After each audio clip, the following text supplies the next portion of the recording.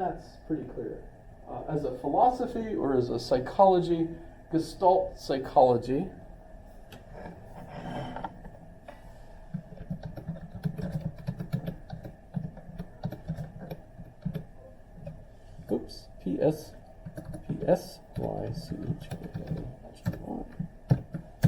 Gestalt psychology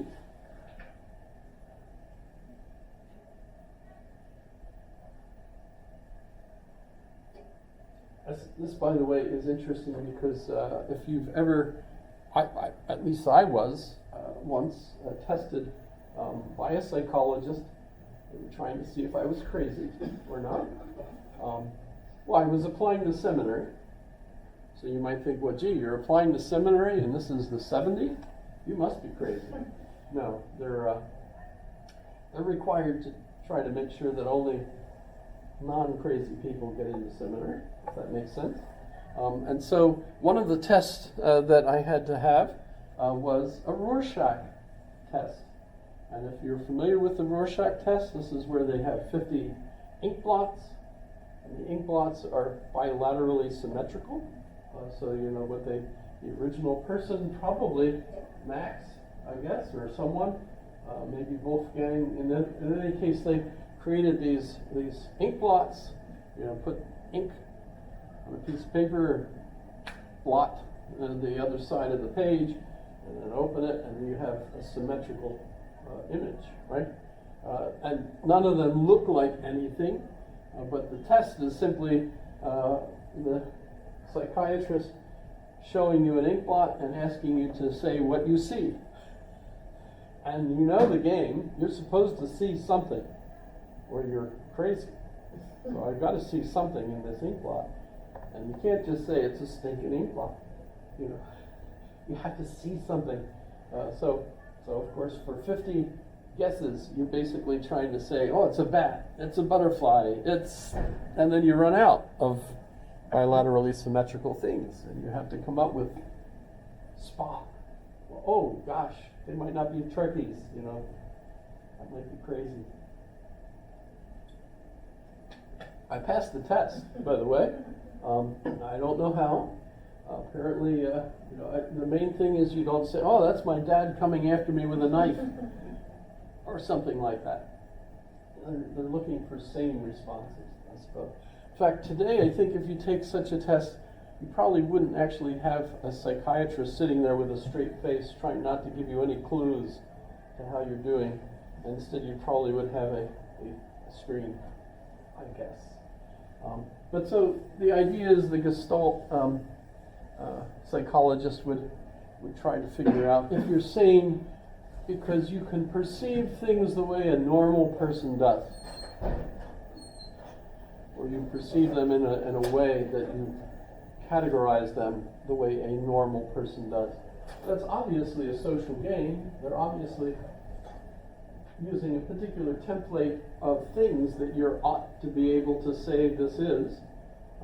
And so that's pretty obvious that it's really cultural, isn't it? Would that be the way we think of it? In fact, maybe ChatGPT is figure grounds, similarity, proximity, closure, symmetry and order, holistic perception, insight, problem solving. It still has a lasting impact, etc. So that's one attempt to try to figure out, okay, so what could be causing these categorical perceptions that we have, which, remember, this is Kant's answer to the a priori. What is the ground for our experience? And these are these psychological grounds that we perceive things a certain way. Another particular point of view that really develops from this would be Sigmund Freud, Freudian psychology, the idea that there's certain stages of development, and that those stages of development need specific things for the child to be healthy. Without those kinds of things in our environment, we end up with problems, psychoses and things of that sort. So that would be another attempt at that, Freudian psychology. as far as I understand it, contemporary psychology students still study Freud, at least as a historical element in their study of psychology.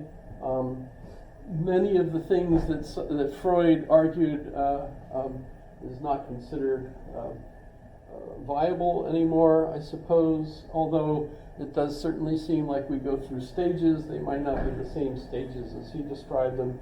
I suppose the biggest criticism of Freud is that he sees everything through the view of sex as being the problem, the main problem, and as I understand it, that's considered wrong today. It's kind of interesting to me that at the time, some of the rationale for why Freud was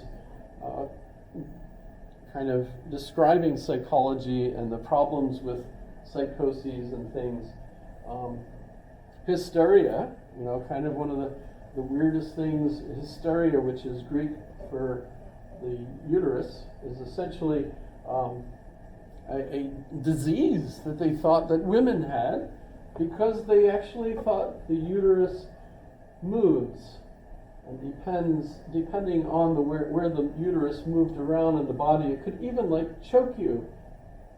Well, nobody believes that anymore. But in any case, they thought that certain women had a case of hysteria, and that could be cured if you treated them with the right techniques, etc.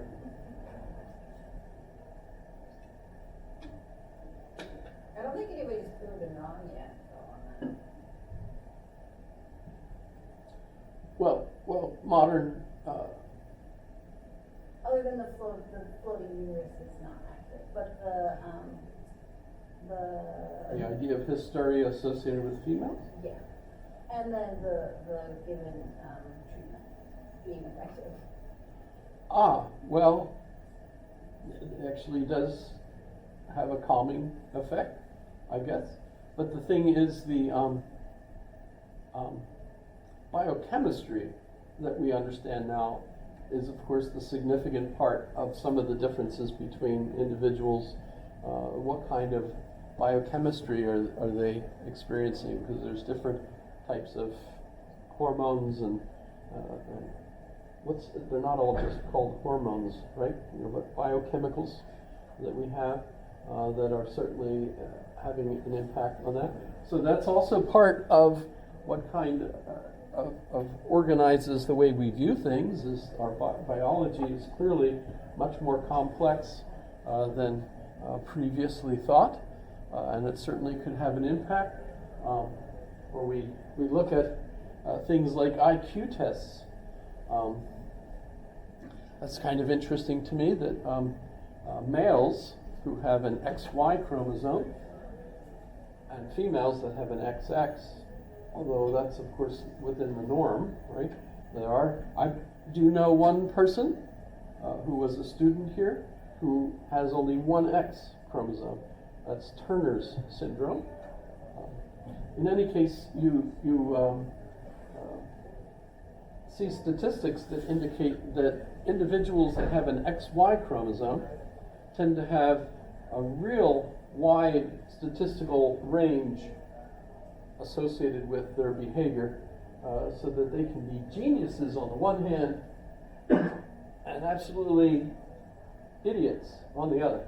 And these are males, right? So males tend to have a big foot on both sides of the bell curve, right?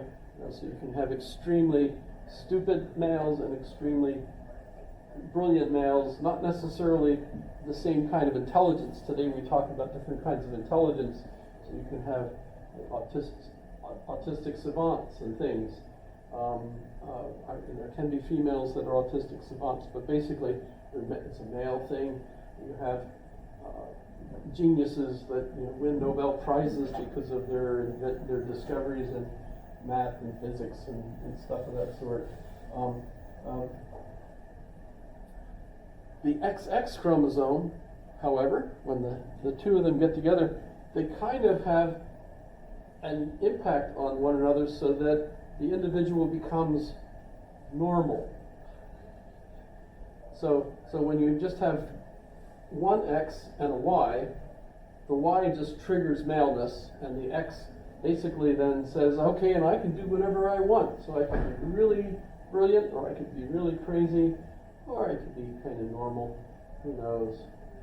Males apparently have that XXY result. But if you have an XX, the kind of each one kind of restricts the other's ability to be strange, and so there tends to be a norm, which lots of theories about why that might be, and the impact it might have on our perception and so on. It's kind of fascinating.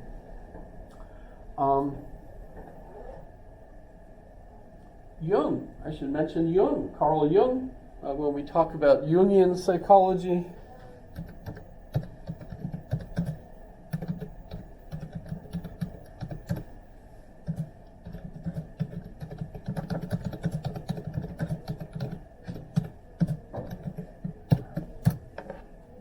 I'm running out of time, but Carl Jung's psychology. Freud was a mentor for Jung, although I always think Jung was not younger than Freud. I thought Freud was older, but I've seen both sides of that, so I don't know what the heck is going on there. But in any case, Jung talks about the unconscious, talks about narrative, and so on. So you get a very interesting idea that there are certain images that mean something to us through their impact on our unconscious. So certain colors, certain shapes. So Carl Jung did a study of all sorts of art in all different religions, in all different parts of the world, and tried to come up with an explanation on why there are certain characteristics that we see that persist in all these different cultures associated with these different kinds of artistic images and so on. And his argument is that there is a social unconscious. What is unconscious, by the way? I don't think we use that word anymore. I think we use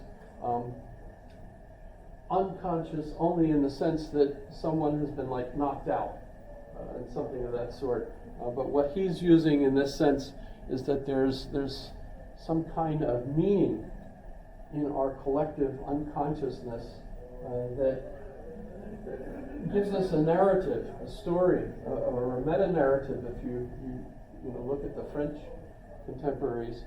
And this meta-narrative gives us the meaning in life, and so these unconscious connections that we can see repeated constantly in our human art and even in different cultures, etc., are going to help us understand phenomena from a particular point of view. Another example of psychology, I should be real quick here, is logotherapy.